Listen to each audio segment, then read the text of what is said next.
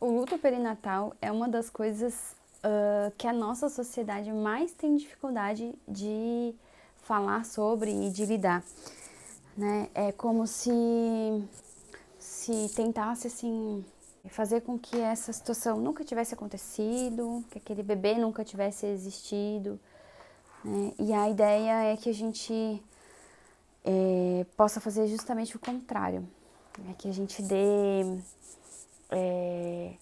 o status do sofrimento, da dor, da perda, porque ela realmente aconteceu, né? O lugar, que a gente reconheça o lugar desse bebê, porque ele realmente existiu, né?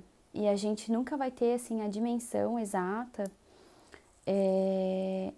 do lugar psíquico, né? Do lugar mental que essa criança ocupou na cabeça dos pais antes dela morrer, né? A não ser que a gente ouça essa família, né? Então, eu acho que a humanização, ela também acontece no atendimento ao luto perinatal. Ela não fica só no pré-natal e no nascimento, né? É importante considerar toda essa dimensão psíquica das perdas, né? Subjetivas também. A gente, por mais cedo que esse bebê possa ter partido, por exemplo, seja lá no comecinho da gravidez, né? 4, 8 semanas, onde inclusive é muito comum acontecerem os abortos, né, espontâneos. É só ouvindo essa mulher, esse casal, para a gente entender o que significava aquele embrião, né, aquele feto para os pais. Às vezes não era só um embrião, às vezes não era só um conjunto de células, né? Muitas vezes aquela criança, aquele embriãozinho de 4, 5, 6 semanas, já era para os pais um grande projeto de experiência de parentalidade. Já era um filho, já era uma criança, já tinha muito amor, muito afeto, né? Então, ou às vezes o contrário, às vezes não, às vezes realmente representava para ele só um conjunto de células, então a gente nunca vai saber, né? Isso é uma coisa importante que tem que considerar e que quem está ali atendendo essa família tem que conversar para tentar entender, né? Por isso que é tão importante, às vezes, o papel do psicólogo que faz ali o acompanhamento com a equipe, né, nesses momentos.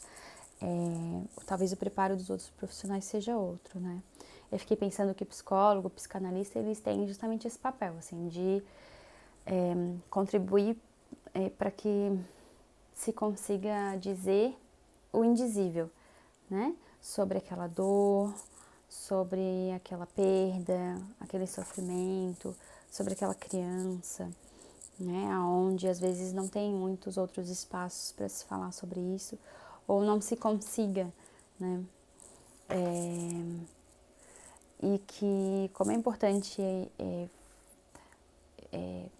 proporcionar que essas vivências sejam vivências assim que aconteça o luto mesmo, né? O luto como um processo, né? Que leva tempo, que depende muito dos recursos que cada um tem, recursos emocionais mesmo, né? Que cada um tem para lidar com aquilo.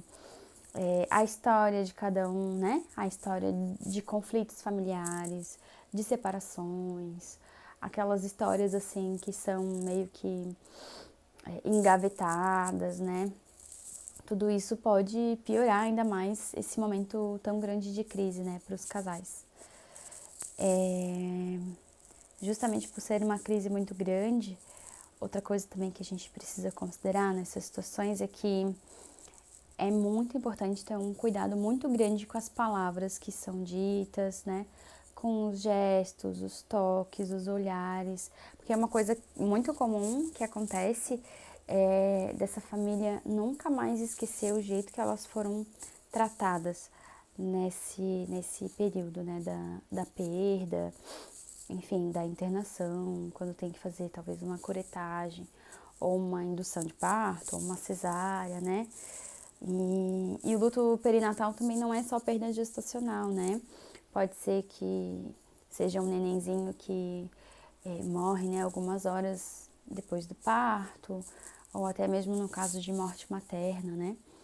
Então assim, esse olhar para a perda, essa validação é muito importante e pode fazer toda a diferença para o processo de luto dessa família, né?